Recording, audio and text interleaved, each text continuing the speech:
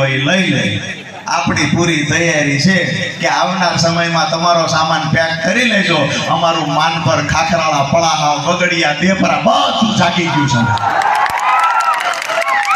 સામાન પેક કરીને મોકલી દેવાના છે. બીજી વાત કે આજે અહીંયા જે મિત્રોએ આયોજન કર્યું છે, મેં એવું સાંભળ્યું છે કે જ્યારે જ્યારે પણ આવી રીતે આયોજન થાય, યુવાનો અમારી ટીમ સાથે જોડાય, યુવાનો મને મારી કોઈ ગામમાં મીટિંગ કરાવે, આમ આદમી પાર્ટી સાથે જોડાય, યુવાનો ખેડૂત ટીમ સાથે જોડાય, તો એને 2-5 જણા આવીને એમ કે પછી ખબર છે ને ઓલા ધ્યાનમાં રાખશે. અત્યારે ઉપાધિ એ જ મુકાઈ ગયા છે. આ રાજુ કરપડા છોકરું છે ને મારી માથે ઝાડવા ઉગાડે છે. ઉપાધિ એમની વધી ગઈ છે.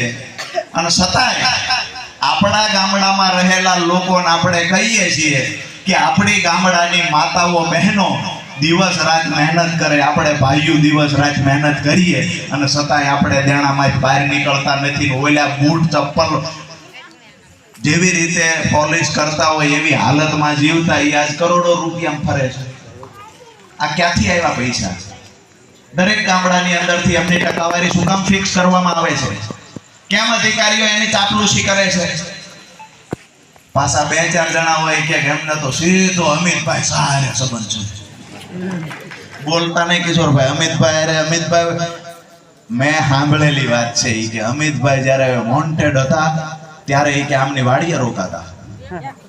અમિતભાઈ આખા ગુજરાતમાં બીજું ઠેકાણું જ નહીં મળ્યું હોય. આજ વાડી મળી. હું પાટણ ગયો, ત્યાં એક ભાઈ કે અમારે ત્યાં 1 મહિનો રોકાણા હતા. સુરત બાજુ ગયો કે અમારે એટલે એ ફરાર વોન્ટેડ કેટલો ટાઈમ રહ્યા હતા. અને તમારો ધંધો વોન્ટેડ હોય એને સાચવવાનો છે કે લોકોના કામ કરવાનો છે? હવે એમને કહીએ છીએ કે તમારા અમિતભાઈ શાહને કહી દેજો તાલુકા પંચાયતની ચૂંટણીમાં બધું પડતું મૂકીને અહીંયા આવવું હોય તો વી આવે, અમારા લોકો તૈયાર છે. આની પાસેથી અવાજ આવે છે એ કે જે આવે એને મોરે મોરો દઈ દે. સીધી વાત એ છે કે આ ક્રાંતિ છે, આ લોકોની અંદરથી નીકળેલી ક્રાંતિ છે. આ ક્રાંતિને કોઈની તાકાત નથી રોકી શકે. અંગ્રેજો આના કરતા પણ મજબૂત હતા. એવું કહેવામાં આવતું કે અંગ્રેજોનો ક્યારેય સૂર્યાસ્ત થતો નથી. એટલા બધા દેશમાં અંગ્રેજોનું શાસન છે.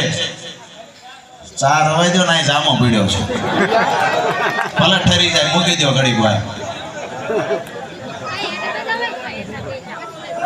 વાત એ છે